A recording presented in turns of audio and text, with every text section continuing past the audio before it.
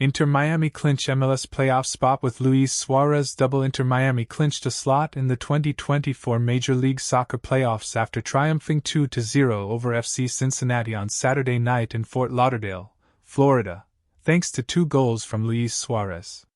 Despite a red card to Tomás, Toto, Avilés late in the first half at Chase Stadium, the South Florida side saw out the win in the second half against second-place Cincinnati. Miami was again without Lionel Messi, who was watching on from the stands along with 7-time Super Bowl champion Tom Brady.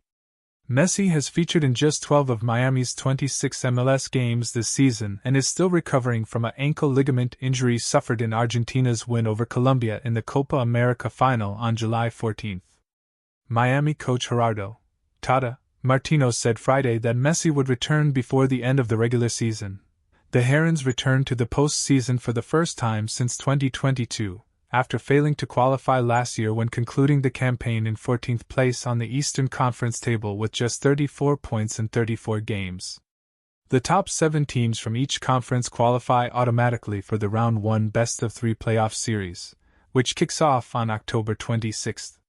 Each series will see the higher seed host the first game, before playing the second away and returning for the third match if it's necessary. Inter Miami will host at least one playoff match at Chase Stadium. Following the first round, the playoffs will take a break to accommodate the November FIFA international window before resuming play on November 23 for the conference semifinals. MLS Cup will be held on December 7 at the home of the higher-ranked participant. Inter Miami now sits in first place in the Eastern Conference with 56 points in 26 games, extending its lead over Cincinnati to 8 points. With 8 regular season matches left to play, Miami also leads the race for the 2024 Supporters' Shield and has the possibility to set a new team points record. Birmingham, England. There aren't many obvious areas for Arsenal to improve from last season, but beating Aston Villa is one of them. The Gunners amassed 89 points last campaign, finishing second to Manchester City in the Premier League title race, but lost both matches to Villa, with Arsenal manager Mikel Arteta lamenting his team's errant finishing in each defeat. Nothing could possibly be more clinical than scoring with your first touch, and that is precisely what Leandro Trossard did in the 67th minute on Saturday, setting Arsenal on the path to a 2-0 win. While it's early days, it will feel like a significant step forward in their search for marginal gains over the course of this campaign. The 2 previous performances, against Aston Villa, on paper, you have to win comfortably and we didn't, so there was something missing today. We did it, said Arteta. Trossard started on the bench, but replaced Gabriel Martinelli as a substitute in the 65th minute, moments before scoring the decisive goal. When you don't get picked, there are certain ways to react, Arteta said. Leo is upset, but he's upset to show on the pitch how good he is, not upset, then come in and because I wasn't playing then, it is like this. That's a huge quality. When you put him in the starting 11 he does exactly the same thing. That's a big message and a big example for the rest of the team and myself. Trossard's composed right foot finish after the ball fell to him in the box as Kai Havertz tackled Morgan Rogers from Bukayo Saka's cutback was in marked contrast to Villa striker Ollie Watkins' evening. The 28-year-old did not play a single minute in preseason after featuring in England's run to the final of Euro 2024, and it showed. With 25 minutes played in a cagey game, the only notable highlight of which was a fine Emiliano Martinez save to deny Saka early on. Leon Bailey tackled Gabriel Magalhaes on the edge of the Arsenal box. Rogers fed the loose ball to Watkins and suddenly Villa had a glorious chance to take the lead. Watkins, unmarked 10 yards out, dragged his effort wide. Watkins was at fault again 9 minutes into the second half.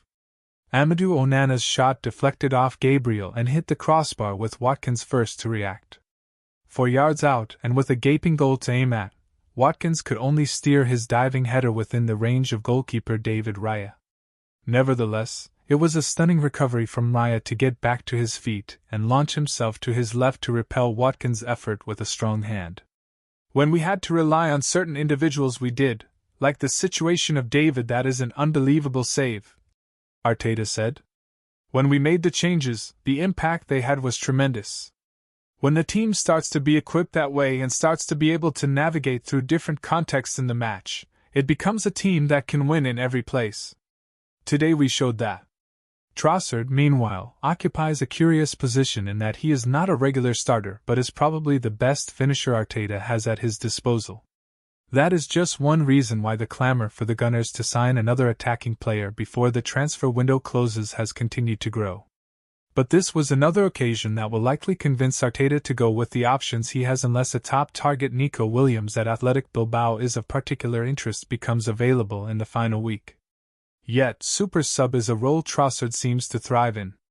6 of the Belgians' 14 league goals for Arsenal have been off the bench, the highest percentage, 43%, of any player for the club in the Premier League. Tomás Partey curled in a second with the help of some soft hands from Martinez, and while Villa were left to rue their opportunities, Arsenal could celebrate an important victory. It was tempting to ask whether if efficiency cost Arsenal against Villa last season, as Arteta suggested beforehand, they had a higher XG, or expected goals, in both games but failed to score in 180 minutes then, was their improved efficiency the difference on Saturday? 100%, replied Arteta. Last year we generated more, obviously because of the context of the game when they scored first. Today they did something a little different to what we expected, especially in the first phase of our build-up in the way they behave. This is what we have to do against any formation, any opponent. We are finding ways to be a threat from many areas.